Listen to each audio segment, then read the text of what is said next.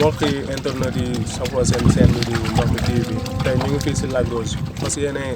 indi benn documentaire boo xam ni day wax si wàllu jàngale fii nii nga xam ne mooy Lac Rose ni mu demee woon ak nu mu mel léegi ñu ànd seeg kenn si ñoom muy Abdou Seye Dieng. naaj bi tàng ngelaw li bari lool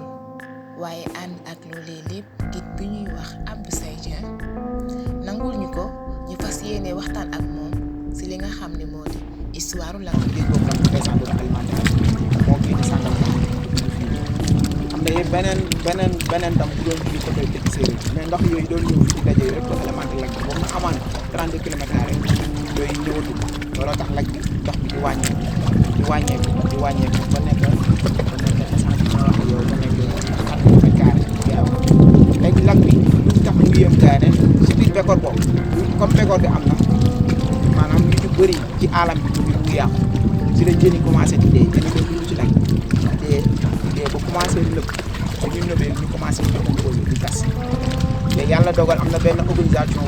hors su topp ñoom fële ay waa tugal lañ ñoom ñoo ñëw fi def ay saytu ne Lac bi bu njëkk mag ñoom nee nañ woon Lac bi roosu ko mais mu jékki-jékki rek roos dégg naa si benn mag mu ne Lac bi mu ngi roos en 1981 lañ commencé gis ne Lac bi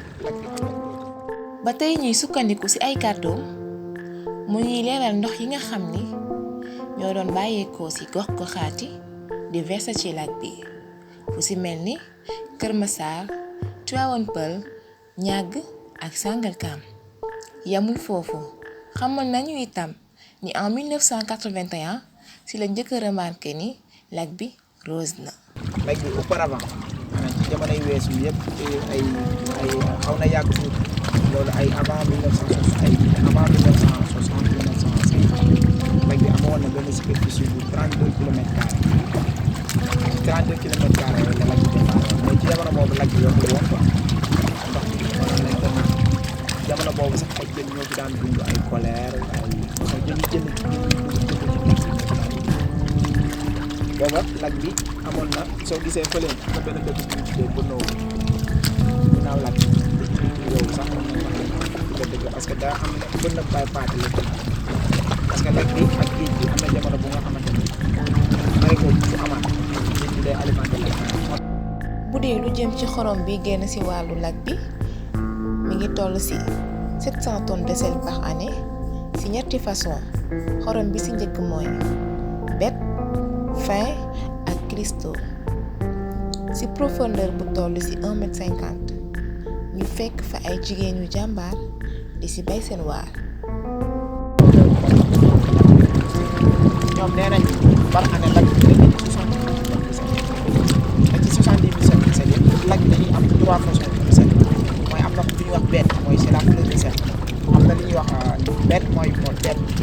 la fleur de sel am na le sel fin ay kii yooyu ñoo gën a xaw a sew ci ak les cristaux mooy xorom waaw.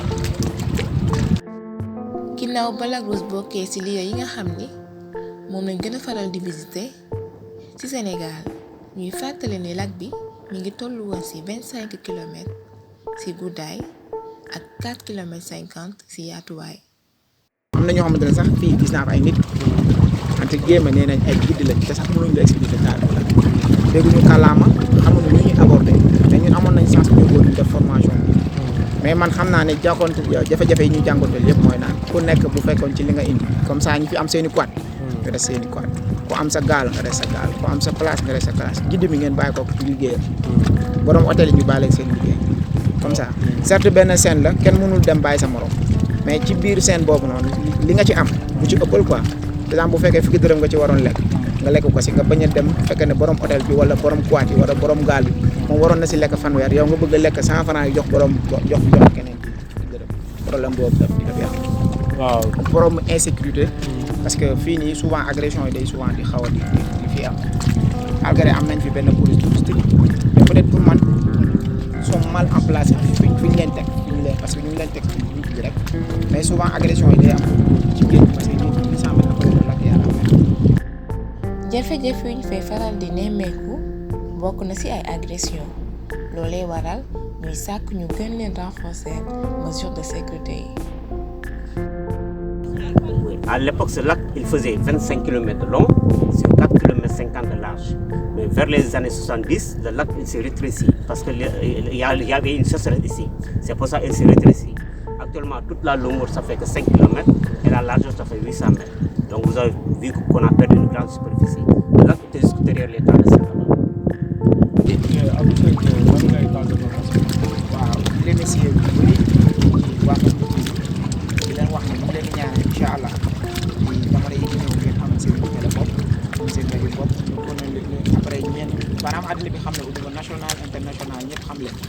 di wax gars yi na ñu ngi fii di voilà lag bi moom soo fi woon détente mu ngi fii soo fi woon développement mu ngi fii waaw soo fi woon def découverte di leen wax ne ñu leen seen bopp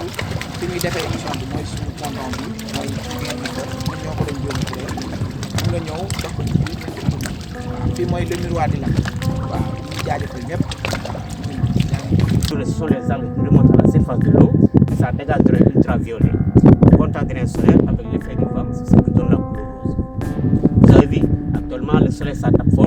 avec l'effet du vent, c'est pour ça vous avez vu qu'il est parfaitement rose. Mais il y a 4 mois de cela, ou 3 mois de cela, il n'était pas rose. Parce qu'on faisait sortir de la période de l'hivernage. Et quand l'eau de la pluie se mélange avec, ce lac n'est pas rose. Pour qu'il soit rose, il faut que le soleil soit au zénith et qu'il y ait beaucoup de vent aussi, pour qu'il soit rose. Vous avez vu. Et là, chaque année, on réussit à gagner entre 124 à 125 000 tonnes de sel par année. Mais toute cette quantité, on n'utilise pas seulement ici au Sénégal, mais c'est exporté dans la sous-région, comme Mali, Côte d'Ivoire, Burkina Faso, Togo, Niger et Ghana. Même en Europe, mais le gros sel, mais c'est pour la neige, pour les verglas. Parce qu'on a 3 façons de sel qui sont ici. Le gros grain qu'on trouve là-bas au fond, entre le lac, avant d'accéder de l'autre côté, c'est là qu'on trouve le gros grain. Et le sel, on le trouve au milieu du lac, qui est utilisé pour la consommation. Et la fleur de sel est donnée par une mouche blanche. Quand il y a beaucoup de vent, cette mouche sort et ça peut avoir une hauteur de 0,4 cm. Et avec les vents de l'harmattan, ça se cristallise et donne de la fleur de sel. C'est le sel le plus fin, c'est comme ici. Mais aussi, avant de les consommer, on met de l'iode. C'est ce que nous recommande l'UNICEF. Sinon, ça donne le poids, la gorge enflée. C'est pour ça que l'UNICEF nous recommande de mettre de l'iode avant de le consommer. Un remerciement au TV, parce que vraiment, j'aimerais bien de demander au soutien de pouvoir nous faire la promotion pour la prochaine fois quand ils viennent ici. Parce que, étant donné que c'est les débutants, mais je souhaite que la télé, tout va s'améliorer. Et vraiment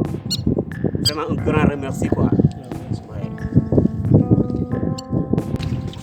waaw mbokk internet yi seetaan seen chaîne bi di Ndox Mi TV tey lii lañ leen indiloon ñi nga xam ne moom